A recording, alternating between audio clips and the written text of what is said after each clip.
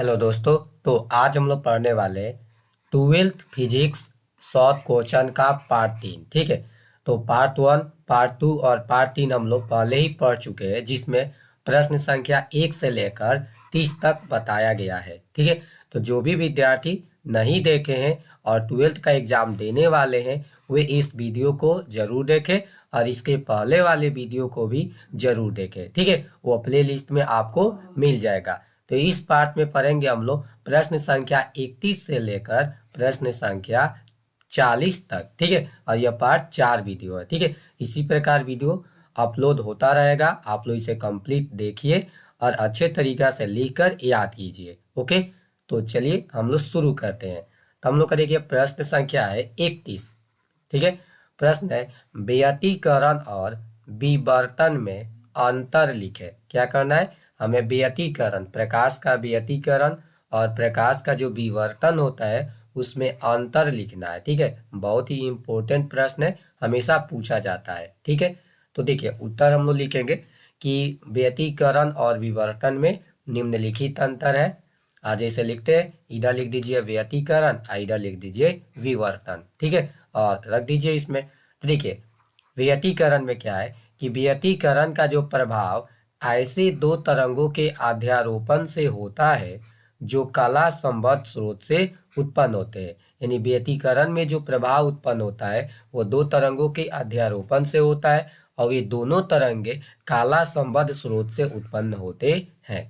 लेकिन विवर्तन में देखिए, विवर्तन की घटना एक ही तरंगाग्र से उत्पन्न द्वितीयक तरंगों के अध्यारोपण से होता है। तो जो विवर्तन का घटना होता है इसमें क्या होता है, एक ही तरंगाग्र से द्वितीयक तरंगिकाएं निकलती है और आपस में अध्यारोपित होती है। तो क्या होता है? विवर्तन होता है। ठीक है। दूसरा अंतर देखिए, जो व्यतिकरण में डार्क फ्रिंज होता है, यानी इसमें डार्क फ्रिंज पूर्ण रूप से डार्क होता है। ठीक है। व्यतिकरण में जो डार्क फ्रिंज प्राप्त होता है वो पूर्ण रूप से यानी पूरे तरह से क्या होता है, डार्क होता है, उसमें प्रकाश की तीव्रता नहीं होती है। लेकिन देखिए इसमें क्या होता है, इसमें जो डार्क फ्रिंज होता है वह पूर्ण रूप से डार्क नहीं होता है, उसमें कुछ ना कुछ प्रकाश की तीव्रता होती है। ठीक है। तीसरा पॉइंट याद रखिएगा, इसमें सभी फ्रिंज समान तीव्रता के होते हैं। ठीक है। इसमें सभी फ्रिंज जो होते हैं वे एक समान तीव्रता के होते हैं।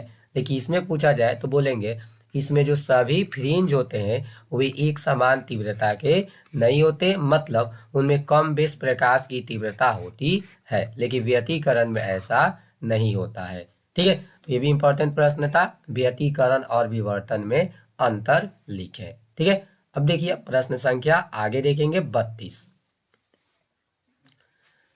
देखिए प्रश्न संख्या 32 क्या है हम लोग का? 32 है काला संबद्ध स्रोत है। क्या है? प्रश्न पूछा जाएगा तो यह क्या हो जाएगा, काला संबद्ध स्रोत क्या है। ठीक है। तो सिंपल सा प्रश्न है, इसके पहले भी हम लोग देखे कि काला संबद्ध स्रोत बहुत ही इंपॉर्टेंट होता है। तो उत्तर है देखिए, ऐसे स्रोत जिनसे निकली तरंगे समान आयाम, समान तरंग दैर्ध्य या समान आवृत्ति की होती है। ठीक है। या बोल सकते उनके बीच एक समान कलांतर होता है, उसे कला संबद्ध स्रोत कहते हैं। ठीक है। यानी ऐसे स्रोत जिनसे निकली तरंगे, यानी ऐसा भी कोई प्रकाश स्रोत हो जिनसे अगर तरंग निकले तो उसका समान आयाम होना चाहिए, तरंग दैर्ध्य समान होना चाहिए, आवृत्ति एक समान होना चाहिए, या उनके बीच अगर कलांतर हो तो एक समान कलांतर होना चाहिए। तो ऐसे सब जो प्रकाश स्रोत होते हैं उन्हें हम लोग क्या नाम देते हैं? कला संबद्ध स्रोत। ठीक है। नोट में देखिएगा, ये देखिए कला संबद्ध स्रोत कब संभव है, तो यह तभी संभव है जब दोनों स्रोत एक ही स्रोत से निकले हैं। ठीक है। ध्यान रखिएगा, काला संबद्ध स्रोत तभी संभव होता है जब दोनों जो प्रकाश के स्रोत होते हैं, तरंग होते हैं, वे किसी एक ही स्रोत से निकले होते हैं, तभी यह संभव संभव होता है, नहीं तो यह संभव नहीं है। ठीक है। अगला प्रश्न देखिए, हम लोग देखेंगे प्रश्न संख्या 33। ठीक है। देखिए प्रश्न संख्या 33 है आप लोग का, गैल्वेनोमापी की सुग्राहिता से आप क्या समझते हैं? ये भी इंपॉर्टेंट है कि गैल्वेनोमापी की सुग्राहिता से आप क्या समझते हैं। उत्तर है गैल्वेनोमीटर से एकांक धारा प्रवाहित करने पर, ठीक है, कोई गैल्वेनोमीटर हो और गैल्वेनोमीटर से एकांक धारा प्रवाहित किया जाए, एकांक धारा प्रवाहित करने पर जो विक्षेपण प्राप्त होता है, ठीक है, एकांक धारा प्रवाहित किया जाएगा तो विक्षेपण होगा, ठीक है, तो जो विक्षेपण प्राप्त होता है उसे गैल्वेनोमापी की सुग्राहिता कहते हैं। यानी एकांक धारा प्रवाहित करने पर गैल्वेनोमीटर में जो विक्षेपण होता है उसी को क्या बोलते हैं, गैल्वेनोमापी की सुग्राहिता। देखिए, यदि गैल्वेनोमापी से प्रवाहित धारा आई है, मान लीजिए कि धारा कितना प्रवाहित किया जा रहा है आई, और विक्षेपण कितना हो रहा है थीटा, तो पूछा जाएगा कि गैल्वेनोमापी की सुग्राहिता बताए, तो गैल्वेनोमापी की सुग्राहिता कितना हो जाएगा, देखिए आई है तो कितना होता है थीटा, तो एकांक होगा तो कितना हो जाएगा थीटा बता आई, इसी को बोलते हैं गैल्वेनोमापी की सुग्राहिता। ओके, चलिए अगला प्रश्न आप लोग का देखिए क्या है, चौक कुंडली क्या है, इसका उपयोग लिखे, यानी इसका उपयोग कहाँ किया जाता है। देखिए यह प्रश्न बहुत बार बिहार बोर्ड में पूछ चुका है, तो इसे अच्छे तरीके से तैयार कीजिएगा, ठीक है। क्या प्रश्न है, चौक कुंडली क्या है और इसका उपयोग लिखे, यानी उपयोग कहाँ किया जाता है। तो देखिए उत्तर बोलेंगे, प्रत्यावर्ती धारा परिपथ में, ठीक है, प्रत्यावर्ती धारा परिपथ में बिना ऊर्जा क्षय के, ठीक है, धारा को नियंत्रित करने के लिए प्रयुक्त उच्च प्रेरकत्व और निम्न यानी नगण्य प्रतिरोध की प्रेरक कुंडली को चौक कुंडली कहते हैं। यानी चौक कुंडली क्या है, एक प्रकार का कुंडली है जिसका उपयोग प्रत्यावर्ती धारा परिपथ में ऊर्जा क्षय के बिना, ठीक है, इसमें क्या होता है ऊर्जा का क्षय नहीं होता है लेकिन धारा को नियंत्रित किया जाता है, ठीक है, ध्यान रखिएगा। उच्च प्रेरकत्व, इसका प्रेरकत्व क्या होता है उच्च होता है और प्रतिरोध क्या होता है नगण्य होता है, ठीक है, लिख लीजिएगा इसको। देखिए पूछा जाता है कि इसका उपयोग कहाँ किया जाता है, तो इसका जो उपयोग होता है वह बिना ऊर्जा क्षय के प्रत्यावर्ती धारा को नियंत्रित करने में किया जाता है, ठीक है, यानी चौक कुंडली का उपयोग बिना ऊर्जा क्षय के प्रत्यावर्ती धारा को नियंत्रित करने में किया जाता है, ठीक है। देखिए यहाँ दिखाया भी गया है कि ये क्या होता है कुंडली होता है और इस पे क्या होता है तार लपेटा हुआ होता है, ठीक है, और इसी को हम लोग क्या बोलते हैं चौक कुंडली। ओके, अगला प्रश्न देखेंगे हम लोग, प्रश्न संख्या हम लोग का होगा 35। देखिए प्रश्न संख्या 35 हम लोग का क्या है, भंवर धारा का उपयोग लिखे, पूछा जाता है, ये भी इंपॉर्टेंट प्रश्न है हम लोग का। तो प्रश्न हम लोग का क्या है, भंवर धारा का उपयोग लिखे, भंवर धारा का उपयोग कहाँ किया जाता है। तो देखिए उत्तर है भंवर धारा के निम्न उपयोग है। पहला देखिए, रेलगाड़ियों में चुंबकीय ब्रेक लगाने में, ठीक है, तो रेलगाड़ी जो होती है उसमें चुंबकीय ब्रेक में भंवर धारा का उपयोग किया जाता है, ठीक है। दूसरा हो जाता है विद्युत शक्ति मीटर में, ठीक है, विद्युत शक्ति मीटर में भंवर धारा का उपयोग किया जाता है।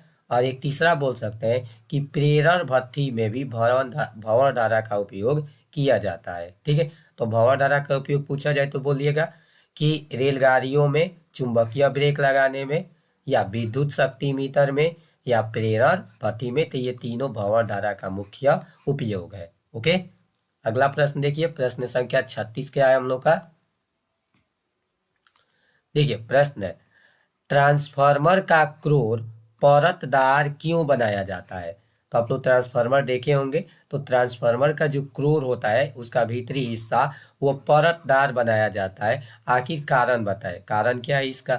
देखिए इसका उत्तर होगा कि ट्रांसफार्मर का क्रोर परतदार बनाया जाता है क्योंकि क्रोर को परतदार करने से प्रत्येक भाग का क्षेत्र कम हो जाता है, ठीक है, और क्षेत्र कम होगा जिसके कारण प्रतिरोध बहुत अधिक हो जाता है और जो भंवर धारा का मान होता है वो क्या हो जाता है कम हो जाता है और कुंडली जलने से बच जाता है, ठीक है। तो ट्रांसफार्मर की कुंडली को जलने से बचाने के लिए ट्रांसफार्मर का जो क्रोर होता है उसे क्या बनाया जाता है परतदार बनाया जाता है।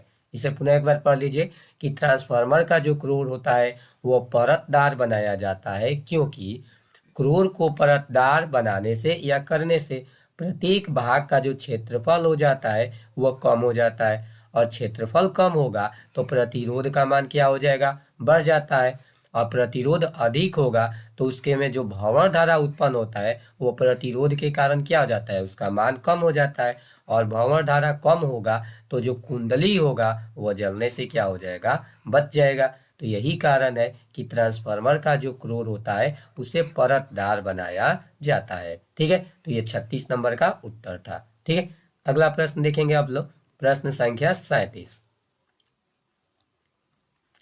देखिए 37 प्रश्न ट्रांसफार्मर से ही रिलेटेड है। पूछा जाता है ट्रांसफार्मर में ऊर्जा क्षय कैसे होता है। ये भी बताना है हमें कि जो ट्रांसफार्मर होता है उसमें कुछ ऊर्जा क्या हो जाता है, बर्बाद होता है, तो वह कैसे होता है, इसी को बोला जाता है ऊर्जा क्षय। तो उत्तर लिखेंगे, ट्रांसफार्मर में ऊर्जा क्षय निम्न प्रकार से होता है। तो अलग अलग प्रकार से ट्रांसफार्मर में क्या होता है, ऊर्जा का क्षय होता है या व्यय होता है। देखिए पहला क्या है हम लोग का, ताम्र हानि।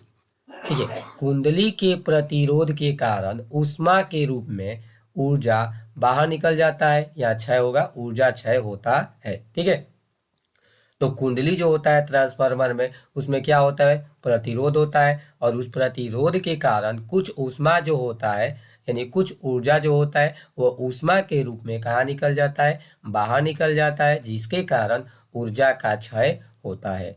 दूसरा है लौह हानि। तो देखिए कुंडली में भंवर धारा के कारण, अब देखिए कुंडली में क्या उत्पन्न होता है, भंवर धारा, तो भंवर धारा के कारण क्या होता है, कुछ ऊष्मा जो होता है वह बाहर निकल जाती है, तो इसके कारण भी क्या होता है, मतलब ऊर्जा का क्षय होता है, तो ये भी हानि हुआ। तीसरा होता है शैथिल्य हानि। शैथिल्य हानि क्या है, तो प्रत्यावर्ती धारा के कारण क्रोर का जो होता है बार बार चुंबकित और विचुंबकित होने की क्रिया में ऊर्जा ह्रास जो होता है उसी को क्या बोल देते हैं, शैथिल्य हानि। सिंपल सा है कि प्रत्यावर्ती धारा के दौरान क्या होता है, क्रोर में बार बार चुंबक का गुण उत्पन्न होता है और पुनः वह क्या होता है, विचुंबकित हो जाता है। इस प्रक्रिया के दौरान कुछ ऊर्जा जो होता है वह ऊष्मा के रूप में कहाँ निकल जाता है, बाहर निकल जाता है, जिसे शैथिल्य हानि कहते हैं। ठीक है, तो इस प्रकार हम लोग पढ़ें ट्रांसफार्मर में ऊर्जा क्षय कैसे होता है, उसका बहुत ही आसान तरीका से आंसर। ओके, अगला प्रश्न देखेंगे, प्रश्न संख्या 38। ठीक है, देखिए प्रश्न संख्या 38 है हम लोग का, फैराडे के विद्युत चुंबकीय प्रेरण के नियम को लिखे। ठीक है, तो फैराडे ने विद्युत चुंबकीय प्रेरण के नियम दिए थे, उसे लिखना है हमें, ये भी बहुत हाल पूछा जाता है।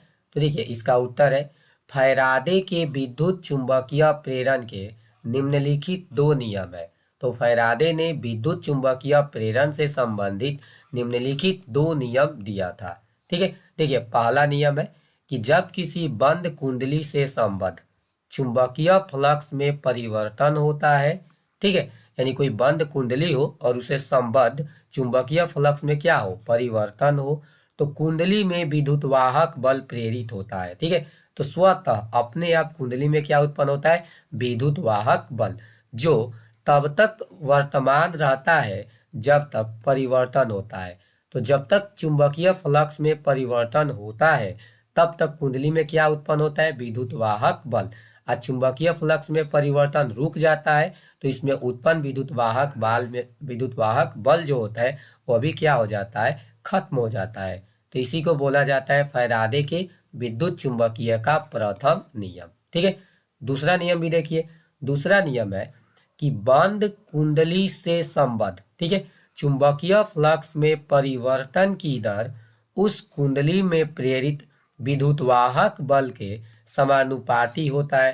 तो सिंपल प्रश्न है कि यदि कुंडली बंद है और उसमें चुंबकीय फ्लक्स में क्या हो रहा है, परिवर्तन हो रहा है, तो जो कुंडली में उत्पन्न होगा, क्या उत्पन्न होगा, विद्युतवाहक बल, वो प्रेरित विद्युतवाहक बल जो होता है चुंबकीय फ्लक्स में परिवर्तन के, देखिए दिया है, फ्लक्स में परिवर्तन के बराबर समानुपाती होता है।